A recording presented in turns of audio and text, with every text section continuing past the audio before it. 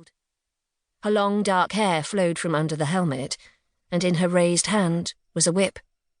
She was driving a chariot pulled by a galloping black horse, with a white star clearly visible on his forehead. "It's me at the Circus Maximus," I said. "When I raced for the Blues as Princess Sophonisba. And that's Porcellus." "Yes, and it came with this letter from Otho." Scorpus held up another piece of papyrus. The red wax seal on its edge was broken. "Get Porcellus back to the stable, then come inside, and I'll read it to you." "What does it say? Wait, read it to me now. What does it say? Scorpus!" "Horses first," he said, walking back across the pasture towards the house. I unhitched Porcellus from the chariot, leaped onto his back, and galloped him to the stables. We passed Scorpus's one-time apprentice, now his assistant trainer, Antonius, who gave us a brief wave. As soon as we reached the barn, Scorpus's old favourite, Skyron, ambled over to the gate. He'd already been retired from the circus track a long time when I first met him, and his dark brown muzzle was heavily speckled with grey. Porcellus wickered at him in greeting.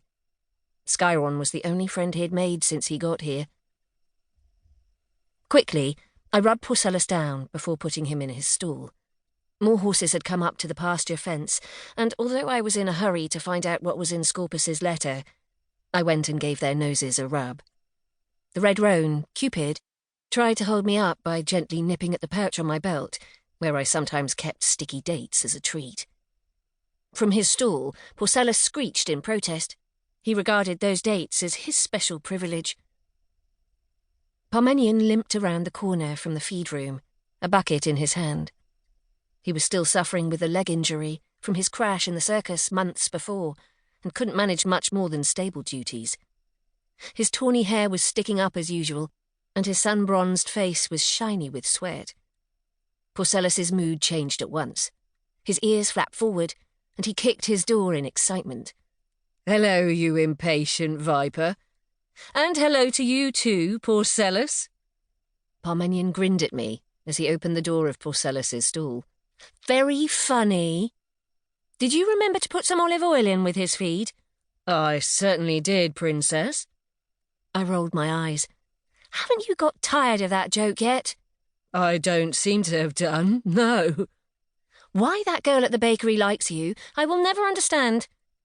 You won't forget to fill up Porcellus's water, will you? It's hot in there, and he's not going to get out again until nightfall." By the door which led into the kitchen, my young cousins, Hanno and Abibal, were lingering beside the domed baking oven.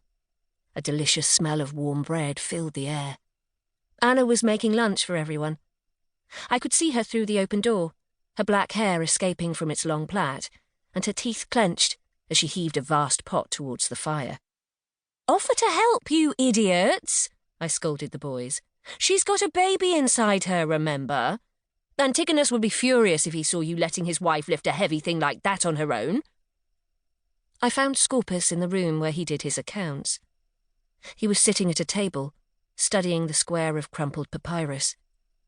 I saw the worry in his black eyes. My heart thudded uncomfortably. "Is it bad news?" I asked. He sighed and started to read.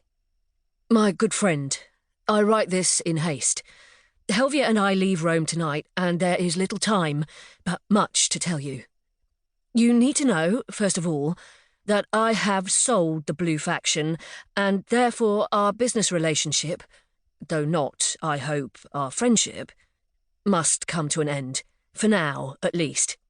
Petruchius Sparus will be the new faction master.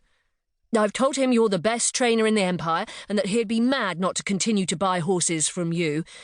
But Petruchius favours the Spanish breeds over the African, and I fear you may see fewer scouts from the Blues coming by than you used to.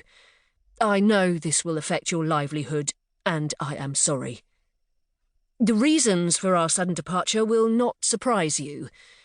The Emperor is in ill humour. Ever since the humiliating defeat of his favourite driver at the Circus Maximus by the mystery charioteer known only as Princess Sophonisba, Caligula has brooded with all the petulance of a child who has lost his favourite toy. He can never stomach the...